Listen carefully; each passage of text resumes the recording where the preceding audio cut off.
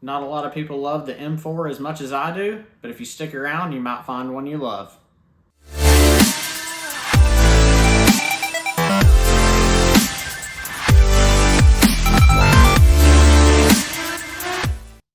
So what's so special about the bar stamp?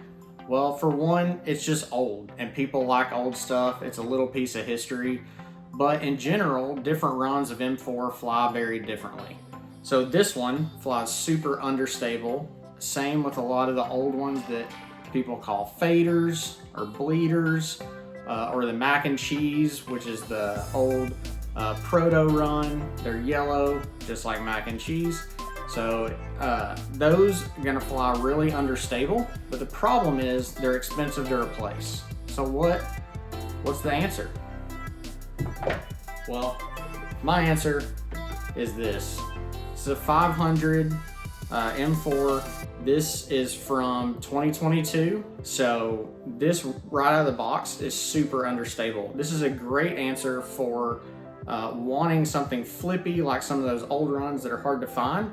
But if this gummy texture doesn't make a difference to you, or you prefer it, this is a really good run. Another couple runs that people look for a lot, and this is new, this isn't original test plastic, but this is meant to be similar to the old test plastic.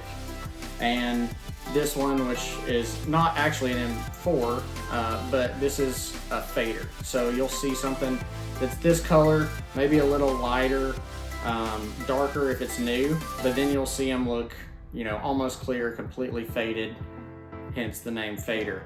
And these are also understable options, and similar to those, and a lot easier to find, is this most recent Glow 400 run. And this is the herbivore stamp, so it's an easy way to recognize this run. I think most of them did have this stamp on it. But another understable option, not as understable as the 500 Spectrum, but this definitely starts understable. So if that's what you're looking for, this is another good run. Next is going to be your straight to slightly understable options. A lot of people like the old bar stamp 400G, and they're great discs. They feel great. That's a fantastic plastic, but at the end of the day, they're more expensive than what you really need to be spending if you just want something with that flight. And so this is my personal favorite run. This is Transparent 400. This is just a stock run. I have one that's been in the bag for a little over 2 years, and one that's from similar time, similar run, but it's only been in the bag for a little over a year. And so it's a little more stable, but still, both of these are flippy now that they've been beat in, but they started really straight for me. Another good, really straight option that's a little bit newer is this 500 tail run. This is a signature series run. It feels really good. It's a little bit stiffer than 400 plastic because this is just 500. It's not 500 Spectrum, so a little stiffer. But still pliable. You can still get a really good grip on it.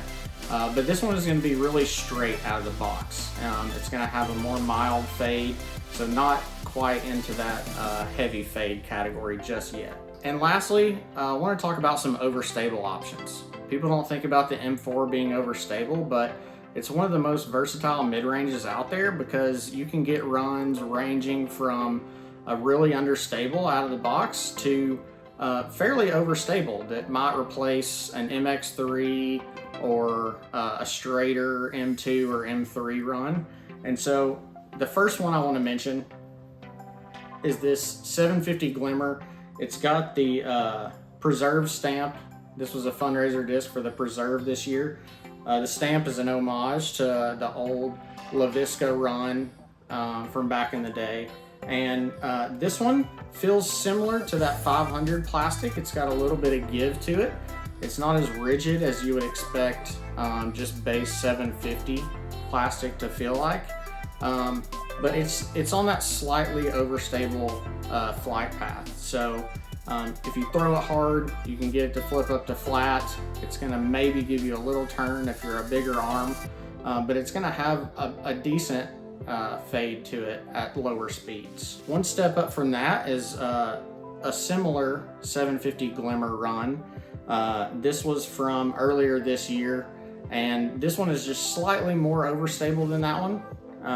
And it could be just a plastic blend. If you see, this one has a little bit of spectrum appearance on the back, and so it could be just the blend of plastics making it slightly more overstable, but another good option for an overstable M4, especially if you want to carry less molds and you want to kick that straight M3 out of your bag. This will be a good option. And lastly, just your stock 750 M4. If you notice, this has the flight numbers on it, so this is new. This is something that you could pick up today if you want to try an overstable M4. It's a really good option.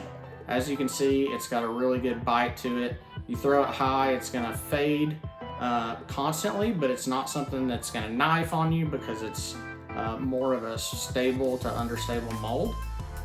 Or you can crank over on it on a slide anhyzer and it'll flex completely out.